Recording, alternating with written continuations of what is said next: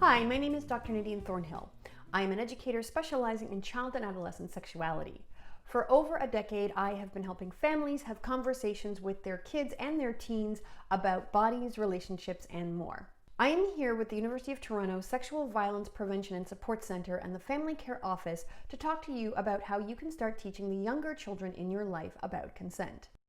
This video was recorded on land which for thousands of years has been the traditional land of the Huron-Wendat, the Anishinaabe-Waki, and the Haudenosaunee. Today this land is still home to many Indigenous people from across Turtle Island, and I am grateful to have the opportunity to work on this land. This is the first in a series of 3 webinars in which we will talk about teaching consent to children, tweens, and teens respectively.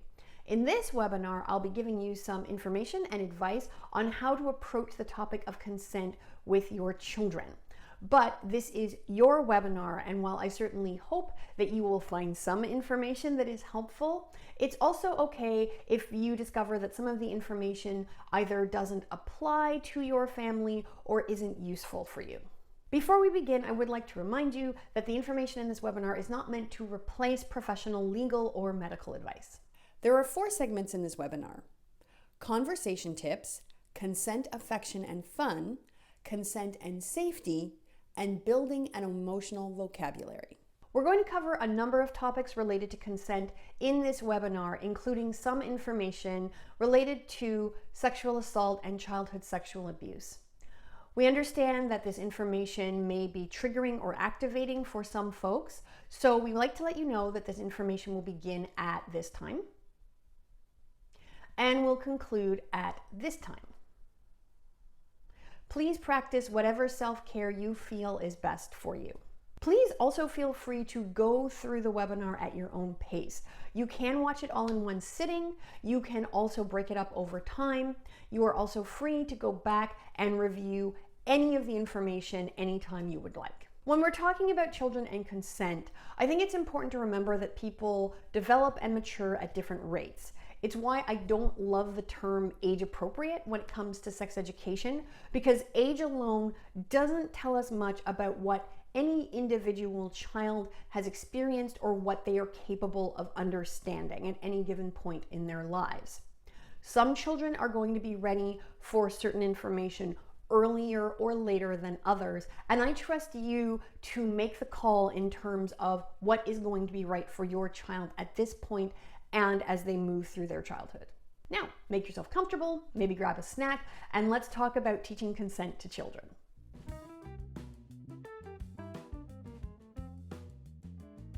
Let's start with a few conversation tips you can use when discussing consent or really any topic related to sexuality with children. Speak in specific rather than abstract terms. Children tend to be concrete thinkers, meaning that they have an easier time understanding things that they can see, touch, hear, smell, or otherwise experience, and may have a harder time understanding high-level abstract concepts. Ask a lot of open-ended questions. An open-ended question is one that requires more than a yes or no answer. So, do you know what consent is a closed-ended question versus what do you think consent means, which is an open-ended question. Try to listen to your children without expressing negative judgments. As human beings, we constantly move through the world making judgments, assumptions, and categorizing things. It's part of how we make sense of all the information that we are constantly taking in.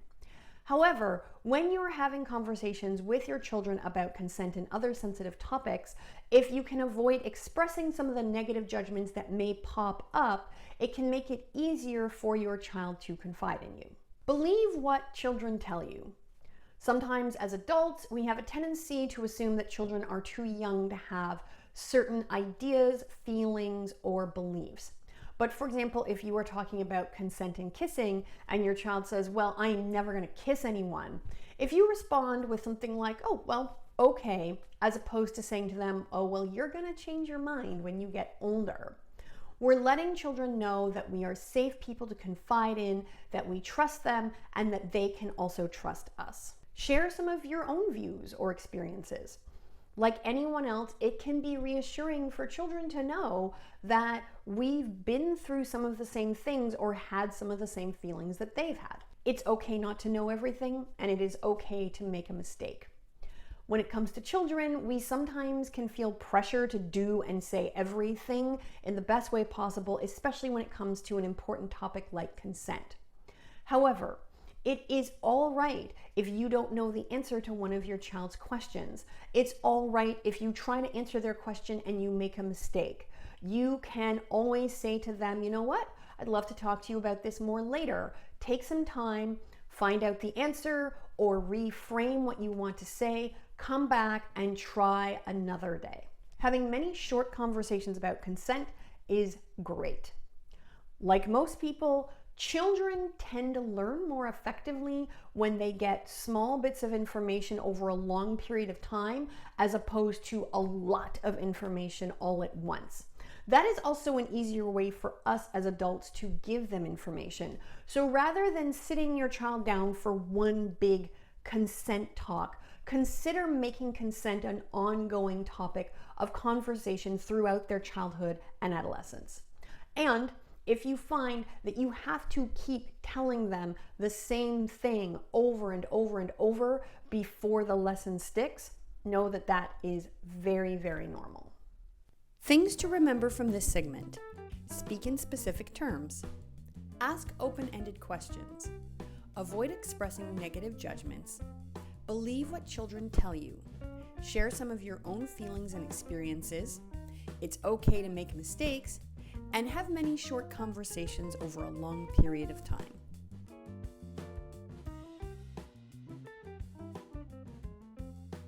There are two aspects of children's lives that can give them a lot of opportunity to practice consent. Those are giving and receiving affection and playing with others. I personally love the idea of using these situations as a jumping off point for conversations about consent, because it helps children make the connection between consent and positive experiences like love, caring, friendship, and fun. If you're just starting to have conversations with your child about consent, a question you might ask them is, have you ever heard the word consent, and what do you think it means? Today, there are more conversations about consent happening in classrooms, in mainstream, and on social media, and so some children may be familiar with the idea of consent. Other children may have heard the word but may not be sure what it means, and there are some children who have never heard the word and have no idea what consent means. So here is an explanation that you can offer your children. If somebody wants to play with you or touch you in a caring way, say by giving you a hug or a kiss, they should only do those things if they know that that's what you want as well. And if you want to play with someone or give somebody else a hug or a kiss, you should only do those things when you know that the other person wants that. Consent is how we let each other know what we want and when we are okay sharing an experience with them. You can also talk to your child about why consent is important and ask them why we would want to practice consent if we were playing with someone else, or if we wanted to share hugs, kisses, tickles, or other affectionate touches. Some of the reasons might include playing and affection are meant to feel good, and so we want to make sure that when we are doing these things with others, they feel good for everyone. But games or hugs or kisses or tickles that we don't want can feel really bad, and we also want to make sure that we don't feel bad and that we aren't making other people feel bad. As I said, you can also use these situations to help your child practice consent in real life. You can let them decide how and if they want to share physical affection with friends and relatives. If an auntie or a grandparent or a family friend wants to give your child a hug or a kiss, you can let them know that if that feels good for them, that's great. If they do not feel okay with it, you can help them negotiate maybe a handshake, a high five, a friendly wave, or some other way of showing affection and respect to that person. You can also encourage your children to ask before hugging, kissing, tickling, or touching other people in an affectionate way. You can also encourage children to ask rather than demand that their friends or siblings play with them. Kids can be really enthusiastic in their gameplay, and because of their excitement, they have a tendency sometimes to just insist that everyone get on board with their plans for a certain game. If you clock this, you can gently remind your child that in order for a game to work the way it's supposed to, everyone should be having fun. And so that it's a nice thing to actually ask the other people around them if they want to play that game. And if not, then perhaps they can find an alternative game that everyone can enjoy, or perhaps people can play separately for a little while. If you have a pet or there's another animal in your lives, help your child notice that animal's physical cues. Is your dog wagging its tail and panting when you go to pat them? Then they are probably looking forward to those pats. Is the cat switching its ears back and pulling away when you put your hand out? Then the cat probably doesn't want pats at that time. You can talk to your kids about the fact that practicing consent can sometimes feel uncomfortable or even a little bit scary, even when it's with someone who's a friend or someone in our family, even when we know we should. Sometimes it might be hard to say no to someone, even though we know we don't want to do what they want to do. So consider asking your child if they've ever had times where they have struggled to say no to somebody else. Remember that children are different. Some kids rarely struggle to assert their boundaries, and others have a harder time. If your child does have difficulty saying no, you can remind them that a lot of people find it hard to say no, and you might even consider sharing times when you have found it difficult to assert your boundaries as well. You can ask your child why it might be hard sometimes to say no to someone, even someone that we like or care about. Some reasons could include the other person might get mad. The other person may not like us anymore. The other person may think we don't like them.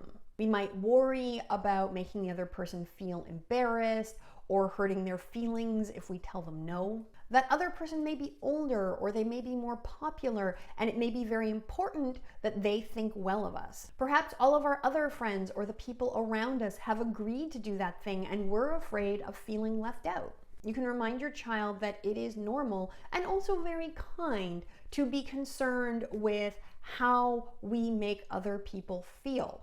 You can also remind them that it is very common and normal to want to fit in with the people around us.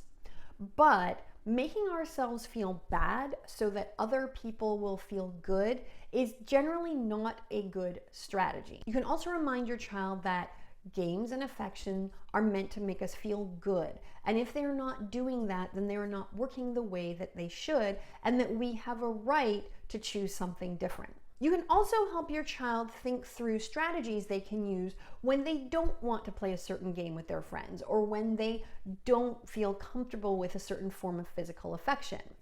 Some alternatives might include finding other people to play with, letting the person know that even though you don't want to share that experience, you still like them, suggesting a different game or activity. Again, I'm going to remind you that you do not have to have all of these conversations at once. Talking about consent is kind of like eating an apple. If you try to cram the whole thing in your mouth at once, you are going to choke. But if you take small bites and chew on them, eventually you are going to get all of it in. Things to remember from this segment. Explain what consent means. Talk about why consent is important. Affection and play are great opportunities for kids to practice consent. Help children manage situations when consent is difficult.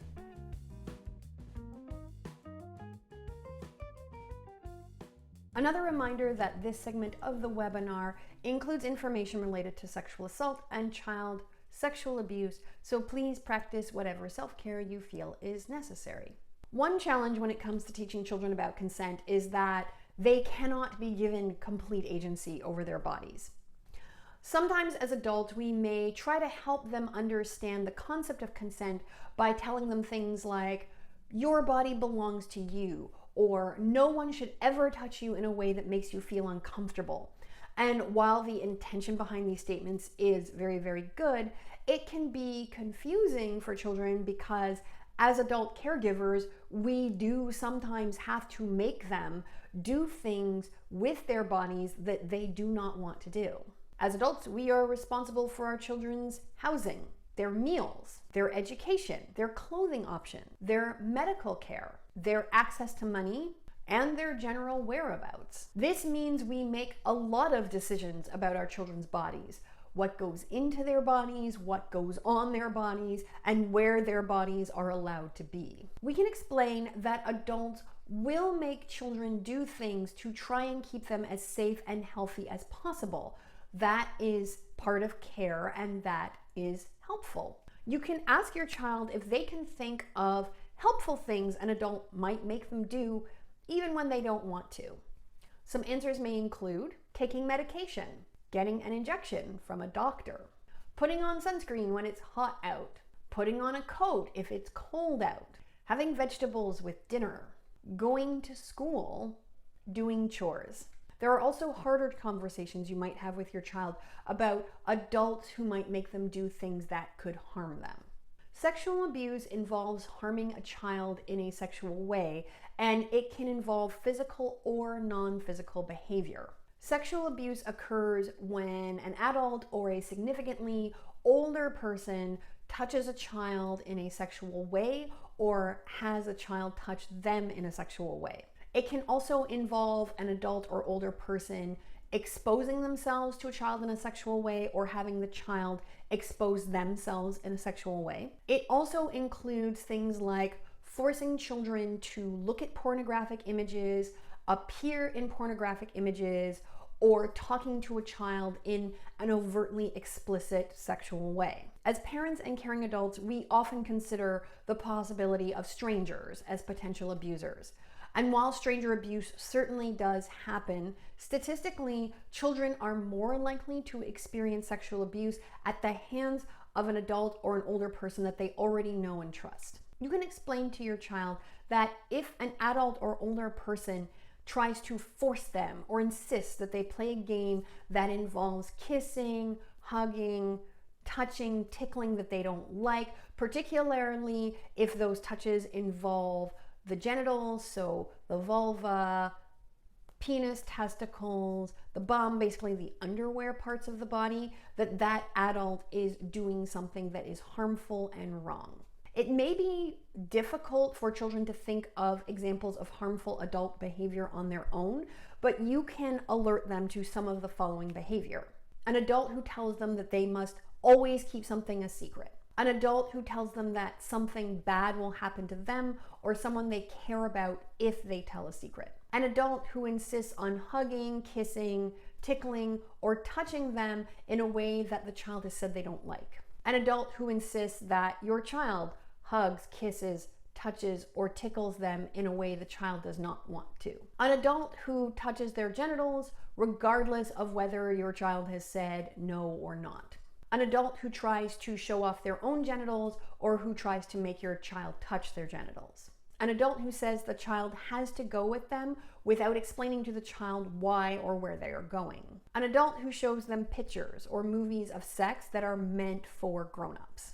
Even though these are serious conversations and we certainly do not want to minimize the harm that sexual abuse can cause, we also don't want to scare or alarm our children so much that they cannot take in the information. So try to keep your tone as neutral and calm as possible when you're having these conversations with your children. Remind them that if they feel safe doing so, they are allowed to refuse or say no to an adult who is trying to do something to them that is harmful. You can also remind your child that whether they have said no or not, it is never their fault if an adult harms them or tries to do something harmful to them.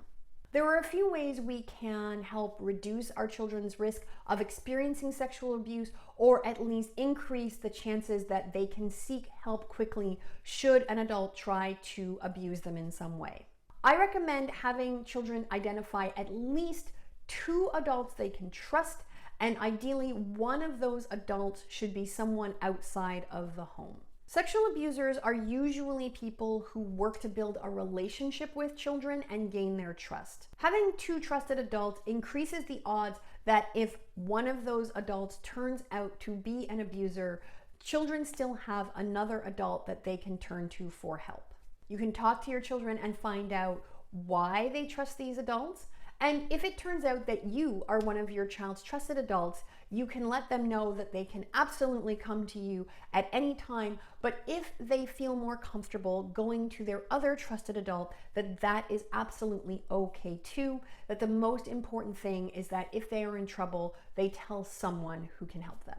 Something else you can do, which is both a great way to just start having conversations about sexuality in your family and also helps reduce children's risk of experiencing sexual assault, is to teach them the names for their genitals. Sexual predators will often target children who are uncomfortable using what we call standard language to talk about genitals for a couple of reasons. Children are less able to report sexual abuse if they literally do not have a vocabulary to describe what's happening to them.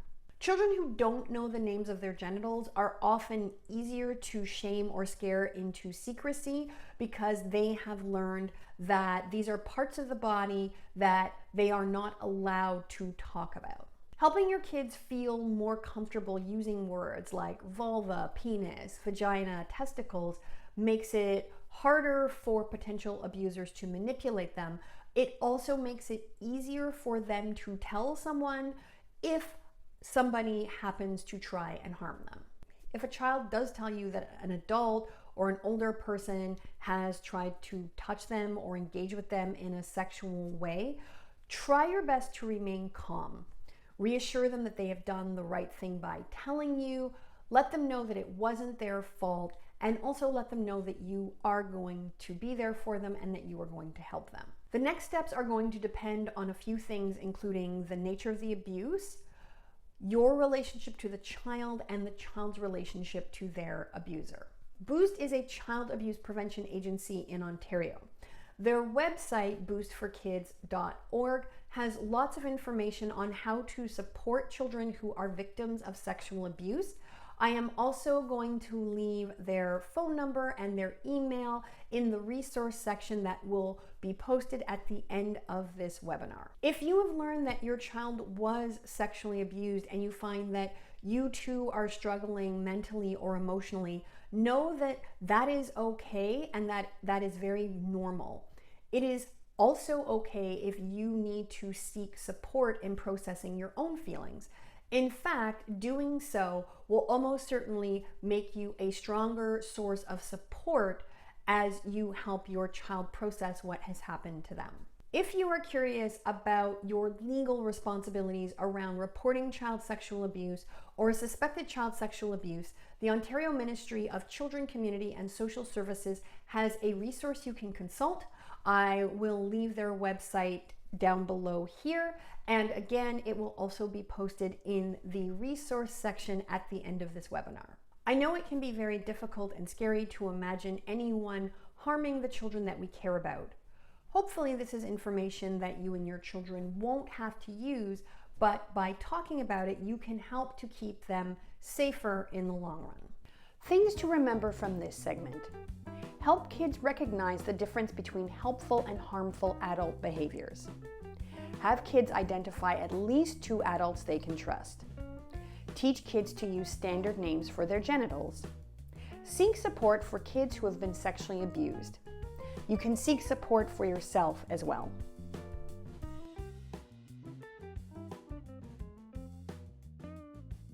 If your child is going to let other people know what feels good or what feels bad for them, they need to be able to recognize what those feelings are.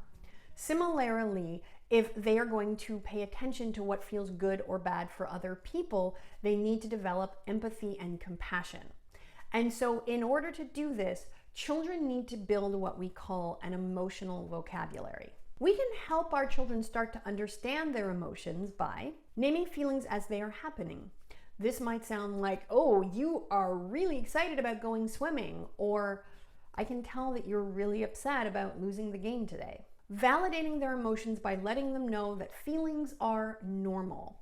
Let them know that not only is it okay to be happy and friendly, it is also okay to feel angry or sad or frustrated. One note, validating emotions is not the same as validating behavior. For example, it is okay to feel angry, even very angry, and it is okay to express anger in certain ways. However, it is not okay if we express anger by hitting people, calling them names, or otherwise trying to make them feel badly. You can also talk to your child about the fact that while certain emotions may feel unpleasant, all of our feelings are useful and necessary. A great family movie that explores this concept is Pixar's Inside Out. If you haven't watched it, highly recommend it. We can also help our children build something called emotional resilience.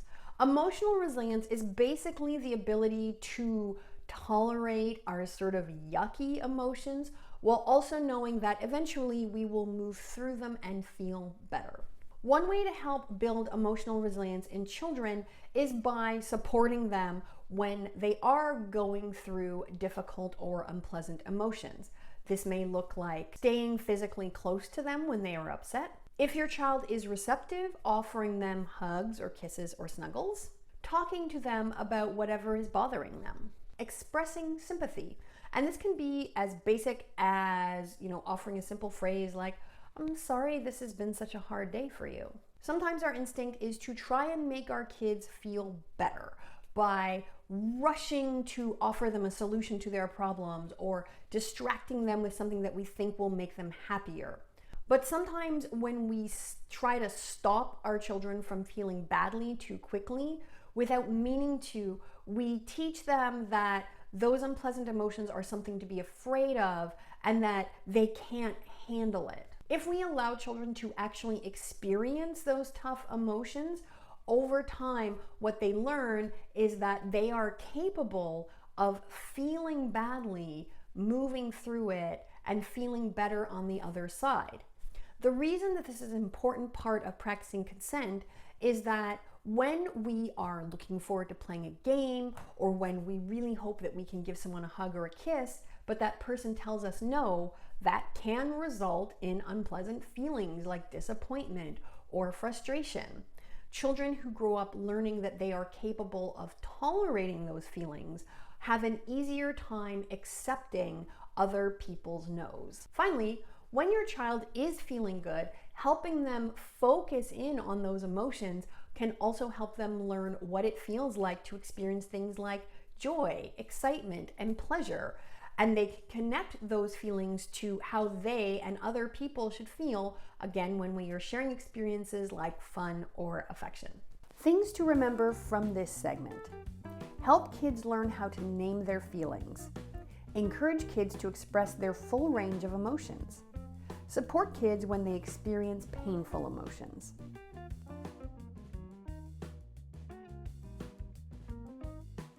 These early lessons about consent can provide a strong foundation for your children now and as they continue to grow and build different types of relationships throughout their lives. Having these talks and starting these lessons when your child is young gives them years of practice and helps to normalize the idea that everyone has a right to feel good when it comes to sharing affection and fun with others.